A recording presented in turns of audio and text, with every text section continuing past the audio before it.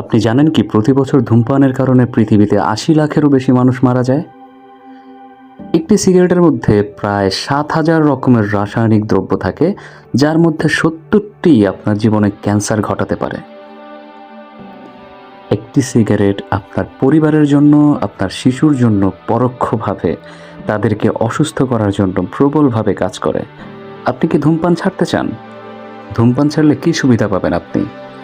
ধূমপান ছাড়লে প্রথমত আপনি ফুসফুসের অনেক রোগ থেকে বেঁচে থাকতে পারবেন এবং ১ বছরের মধ্যে আপনার হৃদরোগের ঝুঁকি প্রায় ৫০% পর্যন্ত কমে যেতে পারে।